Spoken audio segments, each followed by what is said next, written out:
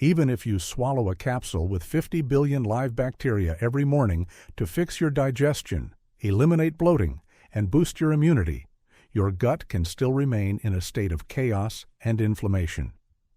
Gastroenterologists and health experts constantly repeat that the most important thing for health is taking high-quality probiotics. But that's not the whole truth. The most important thing you need is not just beneficial bacteria, but the proper fertile soil for them. And here is the shocking thing most adults don't know. Even if you take the best probiotics, without this catalyst, they remain powerless. They cannot anchor themselves to your intestinal walls. Instead of multiplying and protecting you, they simply die of starvation and pass through your system, causing only rumbling in your stomach. Most people make the mistake of spending money on expensive drugstore brands, thinking they are a cure-all, but ignoring the key component needed for the survival of these microorganisms. That is why in this video, I will tell you about 2 forgotten foods that literally force probiotics to take root and work in your body. I'll start with the more accessible source. Then I'll reveal a true superfood that almost no one talks about. I will also name 3 habits you should never combine with taking probiotics if you want to finally defeat abdominal discomfort after age 45. Subscribe right away if you haven't already. Let's begin. Number 1 is cooled boiled potatoes. Ordinary hot potatoes are just a fast carb that spikes your sugar. But here's what most people don't know. When you boil a potato and let it cool in the fridge overnight, its starch changes its structure and turns into resistant starch. This is magic for your belly. This type of starch is not digested by you. It becomes the perfect food exclusively for your beneficial bacteria. It is like the best fertilizer for a garden.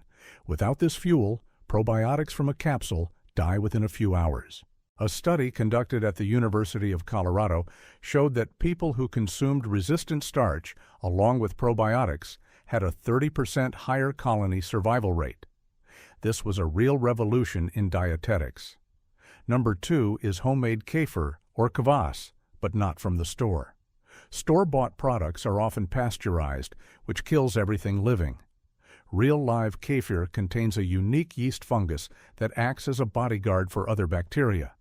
It creates a biofilm on the intestinal walls, allowing probiotics to safely multiply under this shield.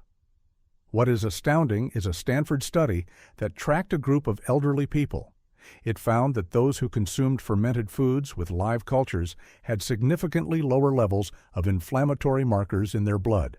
Caucasian centenarians have used this method for centuries, preserving stomach health into deep old age.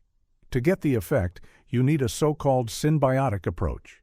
Mix a glass of kefir with a spoonful of flaxseed flour. Here is the secret. When you combine live cultures with fiber, you create a powerful self-repair system. However, taking probiotics will be absolutely useless if you combine them with the next 3 things.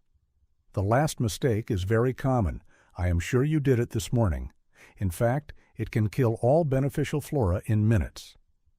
After analyzing dozens of medical reports, I have identified the 3 most dangerous combinations to avoid.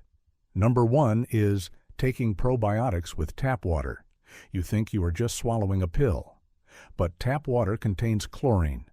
Chlorine is added to water precisely to kill bacteria. It does not distinguish between bad bacteria in the pipes and good bacteria in your expensive capsule. Studies have shown that even a small amount of chlorinated water can reduce probiotic effectiveness by 60%. You are literally sterilizing your medication before it even starts working. I always advise patients to use only filtered or bottled water. Number 2 is artificial sweeteners. Many people try to lose weight and drink diet sodas with aspartame or sucralose, but these substances act as toxins for your microbiome. They change the environment in the gut so that beneficial bacteria cannot survive there, while harmful ones thrive. I treated Olga, a 50-year-old woman who suffered from constant dysbiosis, even though she had been taking probiotics for months. As soon as she gave up Diet Cola and gum with sweeteners, her digestion normalized in 3 weeks. Number 3 is taking probiotics with hot coffee or tea. This sounds trivial, but many do it. Probiotics are living organisms.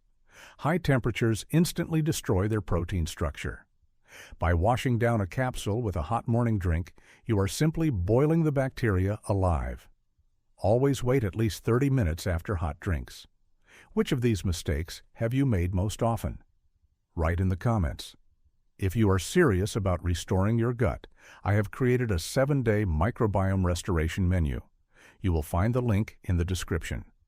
But tomorrow, I will reveal a secret about one vegetable that acts as a natural antibiotic against bad bacteria without harming the good ones. Subscribe so you don't miss it.